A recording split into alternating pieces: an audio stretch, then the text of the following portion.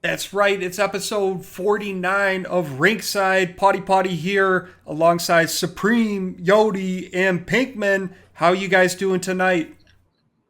Yeah, not too bad, Potty. It's a beautiful night here in beautiful Edmonton, Alberta. We had an exciting week this week with the All-Star Week. I got the privilege to coach the All-Star game for the minors, and I noticed, Potty, you were in the All-Star game for the pros. Potty, how'd that go? Uh, I think it was a good experience. I enjoyed it, and I had, we were coached by Scurvy Dogs, so we know we had our best effort put forward.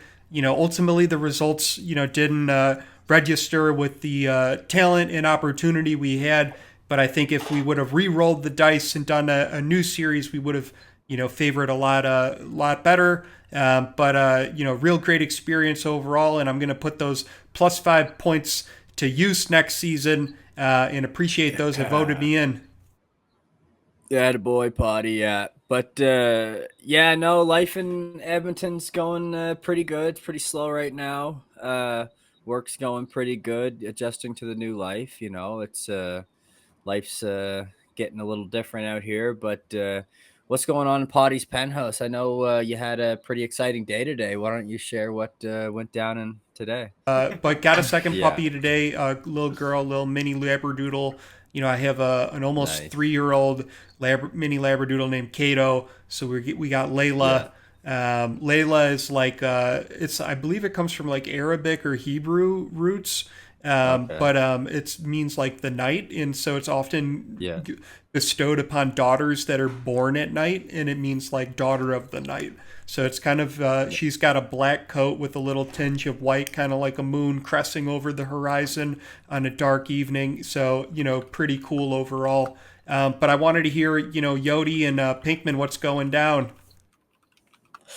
Nothing much, man. I just enjoyed my nice week without practice and school stuff, and now moving to another busy week of sports and football, and just hanging out.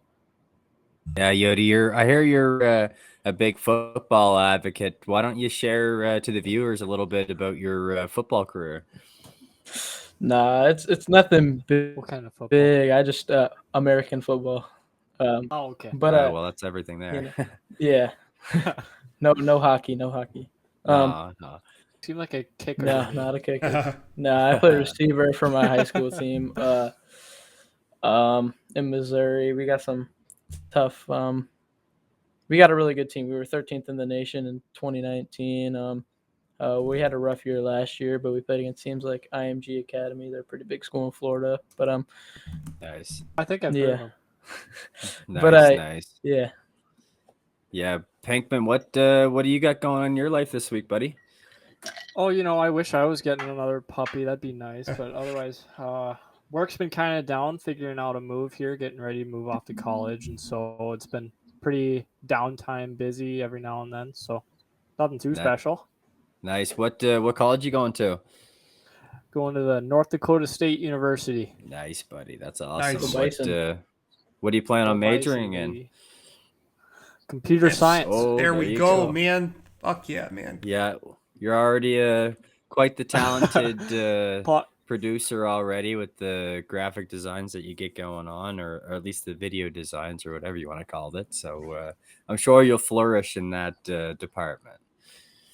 Potty, you got some relation to that? Like I didn't go into comp sci like when during my undergraduate, but if I could roll back in time and become any career, I'd be an engineer. I work mainly in product management or like operations. So I'm the one I did go back and did a boot camp to like build like websites, so like Python, HTML, CSS. But I think like getting the real undergraduate education in computer science just makes you a really nimble and like ability to solve problems you're passionate about. You'll be in like super high demand. It's a great choice you're making. Mm. And then there's me. I'm just a carpenter. Hey man, we all build our own destiny, and I think carpentry is really interesting too. Like the way you can Yeah. work with something and refine it to like functional purpose or decorative. But you know, that's pretty hot. But let's move along to the start of the episode. We're actually going to start off with a preview of the upcoming games, and we're going to showcase to you now. Clausen would be here today, but he's unavailable. And he's told me this is coming from the source himself, Guy Clausen, avant garde overseer of the future. He's the one with the Magic 8 Ball, and he's telling you that there are 3 games you need to watch this week. First is going to be Rome at Florence Firebirds on Tuesday. So Florence looking to get back to their winning ways, but Rome has gotten the best of them when they last met. Then we've got Jacksonville at Boston. This is a divisional clash. The Vipers, being led by Joey Rabb, travel to Boston where they will, turn it into something. Bosto has been turning the league upside down with their physical prowess and quick agility to become a serious contender. And finally, on Wednesday, San Diego versus Honolulu. Honolulu is the surprise team this season after a few rough seasons. They finally got the right pieces to make a run, but will San Diego derail their efforts as the second half of season 7 gets underway? So, some There's big one games. more. Oh, yeah, One you more got game I one? want to, one more game I just noticed there, Potty, on Thursday, the 4th game in the schedule. We got Oh, Miami versus Copenhagen, which mm-hmm. many of the viewers that have been sticking around for the last little while would know that our good friend Chewy Canadian, he's quite the important piece over there in Copenhagen. So I think, Miami versus Copenhagen is definitely going to be a game that everybody's going to want to watch. That's definitely going to be a game me and Potty would be watching. Hell yeah, absolutely. Well, I watch every single game my team plays. Even the ones I miss, I watch them back, even if it's just the There you highlights of go, myself buddy. scoring. But, it all counts. So, those were our games. So let's take a look back at what were the plays of the week. This episode's brought to you by Dubby Energy, the proud new sponsor of the Rinkside podcast for goals. The Dubby Energy is the energy drink that helps with focus, concentration, reaction time with no jitters or crash. No jitters or crash, but I'm always stacking that cash and I'm making it fast. That's how we do it in the past. Yeah, there you go, Potty. If you guys would like to cop your Dubby energy drinks or the Dubby apparel, head down to the link below in the description. Use the code Rinkside on the Dubby website. All right, and sponsored by Dubby. Dubby presents the plays of the week. Coming in with number 3, we've got down the ice. Who's that? Oh, is it Potty with the breakaway from the Potty, 50-yard line? Potty. Oh, with the beautiful Ooh, backhand. nice little backhand by Potty, Potty. Absolutely love it. Love the enthusiasm we're getting here. Then we've got Fleury passing the puck. Does a deke. Oh, Oof. right. Victor Nice Fleury little with windmill. Like nice. that windmill fire shot there with Flurry. That's a good precision there. Number 1 coming up. This is a beauty goal, Potty. Check this one out. Oh, checking this one out. Who do we got coming down the ice? None other than Mojo Rising. What did we There just you see? go. Is that a one-handed tuck? One-handed tuck, yeah. And don't forget, boys and girls, submit your clips so that we can get more highlight videos out to you guys for potential top 10. I know we only got a top 3 this week. Normally we do a top 5, but we're hoping to get up to a top 10 for the week. But yeah. Yeah, absolutely. And remind us to update our background screen for this plays of the week. So coming up, we have our power rankings. Let's see what we got. What do you, Yodi and Pinkman, what are you guys seeing over in the power rankings? I think right now they're living up pretty well. You see teams like Rome low on overall, even though they're doing pretty well this season.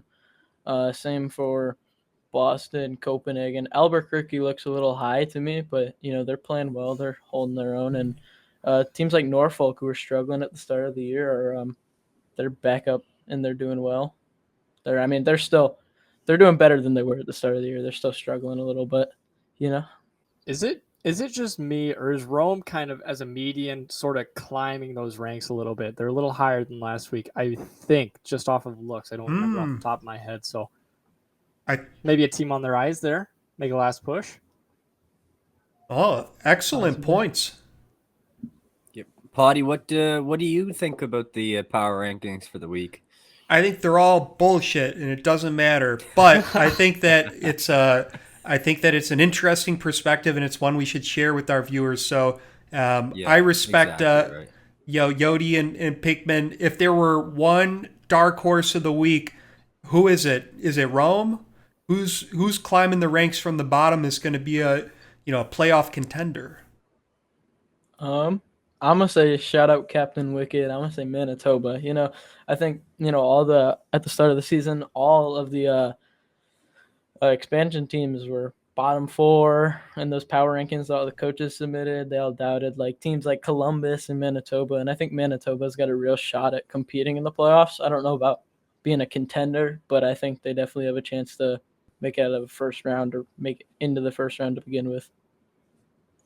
Kind of talking about those feature matches where you had San Diego and Copenhagen. I think San Diego could be a good dark horse team, but I also got to shout out Rome after a few threats from their GM last episode of just how great a team they are. So please don't hurt me. Well, if we want some evidence, there's only one place to turn, and those are our standings. As we pull them up for the pros, Pinkman, I'm wondering, or Yodi, my bad, did you want to take the Rocket? I think Alaska. At the start of the season, I think everyone thought that teams like Alaska would kind of struggle more than they have in previous years because of their goalie situation. And looking at them, obviously they're still in third and still competing. I think it's really competitive, top 3, 4, 5.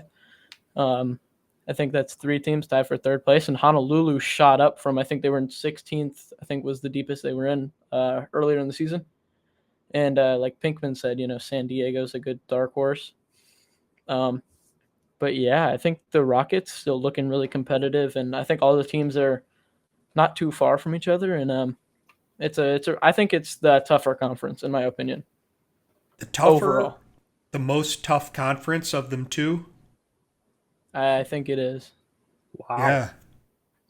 Yeah. I think it's more competitive. I just, you look over at Mr. Hockey, and I mean, I think those. I want to say that Turku and Glasgow, and Florence. I think Florence kind of. It's definitely a hot take, and I may only be saying it because like my conference, or my division, but I definitely Don't worry, think Yodi. It's Mr. Hockey. Jacksonville seems to be running away with it a little bit. I get what you're putting out, buddy. Don't worry. For sure, I think it's just less competitive over in the Mr. Hockey. I think they're it's just 2 or 3 teams that are really pushing for that first place, and I think the bottom is just a lot farther behind than the rest. Well, there we have it. I think that's a fair perspective, and it's one we stand behind here at Rinkside. So let's move along from our conferences to the minors with Supreme and Pinkman. And Chicago is in first place. I think it's just been Chicago, Prague, Montreal, top 3. I think the entire season. With Montreal just solidifying the 3rd spot, Chicago, Prague just sitting at the top like always. And then Zurich right behind Montreal sitting at 4. And then Pittsburgh, Toronto down at the bottom. But not really much is changing with the standings in the minors throughout the season. It's been pretty consistent overall. Pinkman, what do you think? Matchup wise, I think it's pretty even. A bottom team will take out a top team. Like Pittsburgh just beat Zurich 7-1 the other day. and they're still 3 points behind them. I'm a little unfamiliar with how the playoffs pan out in the minors. Is it top Should four be. or top four? So that could be an exciting race down there. I think the top 3 teams, Chicago, Prague, and Montreal, have ultimately got it Yeah. all locked up that they'll basically make it. Yeah, no, it should be interesting. Like I said, like Chicago, Prague just been like holding off the top for as many weeks as I can think of. Anyway, I don't think the highest Montreal has been is maybe second at one point. But Chicago, Prague, they got two pretty good teams over there, lots of good players. So it'd be interesting to see yet again what's going to happen next week. Montreal did also get their first player on the prospect class rankings this week. Yeah, true. Yeah. Harris Supreme, I think, was the player I think on there at one Yes. point. Yeah, Hero, but it's Hera Supreme, which but yeah, Hera is actually a name for a Greek goddess. But anyway, if you could put 1 and 2 together with Hera Supreme, you might figure out who that is. But Ooh, I not got me. that wrong. It's maybe the person out there, but but yeah, she's a good player overall, and I've noticed watching a few games that she's a 6'6" defenseman and just rocking people left, right, and center with a decent shot. Is that Offensive an defenseman. offensive defense? Holy. Yeah. Offensive defenseman, 6'6", 230 pounds, I think, roughly. It's quite the build. But as far as the prospect list goes here, Pinkman, if I'm correct me if I'm wrong, but you did this, I'm sure. Yep, I created this, so that Hera thing, that's on me. Why don't you take the reins with this one? So I'm basically just the middleman. I get an input, I'll put it out for them. I have no real say in the rankings, but Benny I'm sure I just butchered that as he's even my own player. He just leapfrogged all the way up to third. Last rankings, I don't think he was even on there at all. Velvet Dove staying strong there at the top, and otherwise a little crisscross, flip-flop here and there on some of the other players. Like I'm sure Charlie Moose was there. I think Chris Lord might be new. Tyler Hunt, same. But Tyler Commander, I'm almost for certain that he's new. So those kind of bottom players, they're for the most part new, but those top 5 are pretty much solid. Yeah. There's a couple names here that I'm not too familiar with. Like, I mean, I do know like Velvet Dove, Freeze Lash, Markkanen, and Supreme. But I'm not too familiar with the other players here. But I'm sure if they're on here, they're definitely players that people are going to want to keep an eye out for in the upcoming draft. And of course, very active. Oh yeah, 100%. That's what teams are looking for is active players. You know, people being active in the chats, and the more and more active a player or prospect is more and more likely they're going to get drafted in a higher position, opposed to maybe a player that has a bunch of goals or whatever. But if the player's not active in the chats, then don't expect to go first round, regardless of your stats. Well, let's take a perspective on those that are leading the league. Yodi, tell us about the Season 7 league leaders. Well, for goals, it's been Voodoo for Miami all season, and he's been leading the race. He's been Miami's I'd have to say best player he's so gone. far if they were to name. Or is that me? I think it's you. Oh, I think it's you. Yeah, I think he's been Miami's best player this season for sure. and David Levin's been he's been great. He's basically mentioned on like every list right now, and definitely has been really good for Copenhagen. I see a lot of Alaska and centers. Essex Denabola leading assists. Javad Storm, a rookie who is you can't see it, but he's leading in points per 60 right now. So that's pretty big. But you see a few Tampa Bay players. They've got a very electric offense, and a few names that I don't see all too often, like Blaze Henderson or Nolan Nordstrom. But it's been exciting, and there are a lot of good players, a lot of MVP candidates on here. So yeah. Solid perspective there, and appreciate hearing it coming from an owner himself, Yodi Logic. So let's move along to the coach, Jesse Pinkman. Oh yes, Rookies. big coach. Coach of the week one time. I'll wear that proudly. This is Hey, ditto right here, buddy. Just once. That's all we got. this is the pro rookies, correct? Yes. Yeah, Yeah. just wanted to make sure. Okay, so 3 games only this week, right? 3 or is it 2? Stop Wednesday. Yeah, just 3. I believe so, yeah. Just 3. Okay, so yeah, 3 games this week. Not really too much potential for change. Javad Storm still sitting at about 14 goals, which you saw him last week, but that's still more than RJ Corker and all the other guys right below him. I'm looking to my left here, which is where I got everything pulled up for me. But otherwise, Javad Storm still sitting on top, 26 points, a 5-point separation, dominating over there in Jacksonville. Oh, nice. That's the way it works. So let's move along to the transactions that went down. Week starting us off, a trade that was missed in the above post.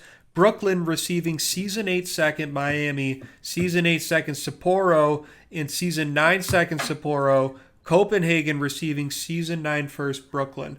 So 2 Season 8 seconds and a Season 9 second for a Season 9 first. That sounds like pretty good. Big package. Pretty good trade for them. Fire the commissioner. That's a big package for first round pick for next season. Mm-hmm. But Copenhagen clearly got their eyes on something here. Yeah, so then we had What else do we got? trade alert. Rome Gladiators receiving David Ware. Tennessee Black Bears receiving Brett Solberg. So 2 forwards moving along, and some pretty old school players. So this is like a respect trade. Both of them they're some high tier players. So Montreal Magic releasing Percy Texiera. Sabretooth release goalie Doug Day. He retired. Filthy Yo-Yo left the Hawks. Then we had Cedric Burke signed with the Magic. Danny Valentine with the Hawks. And Bernard Barboa is signing as the goalie of the Sabretooths. And I wonder if Filthy Yo-Yo became Bernard Barboa. Could be. Filthy Yo-Yo, correct me if I'm wrong, but he seemed like he was pretty active in the chats and stuff, and he was only in for a couple weeks. Yeah, literally just created. I think he had his eyes set on, being on Prague. He had his eyes set on being on a specific team. He was talking with one of the commissioners, and he was like, if I can end up there, I'll take the chance. Mhm. So I don't think he was unhappy in Zurich. It's just he wanted to be with his buddies. Yeah, true. But it's still good to see Filthy Yo-Yo, a guy that seems like he's going to be pretty active in the chats, joining into the league, and hopefully we can get a lot more active guys joining in the minors. So we had a trade alert where Honolulu Tropics received Lenny Lyons, and Las Vegas received Jerry Jackson, former Warlock, as well as a conditional draft pick. So, whenever you got those conditionals, it's interesting. You don't know what the stakes are. Is it a first round? Is it second round? Is it this season? Is it next season? It's kind of like closed door. But I do believe that they are posted on the future trade, the terms of what they are and what the quality of them. So it's just interesting for it to be included. But, Lenny Lyons and Jerry Jackson, an interesting trade that occurred there. Any other perspective from you guys on this one? Yeah, I got one. Correct me if I'm wrong, but Lenny Lyons, man, it seems like every odd week he's on a new team. Like I'm pretty sure this is like his 6th team he's been on so far. I'm not sure how old his player is or how long he's been on the league, but I would like to see if he's coming up on a record on the most teams single players played for.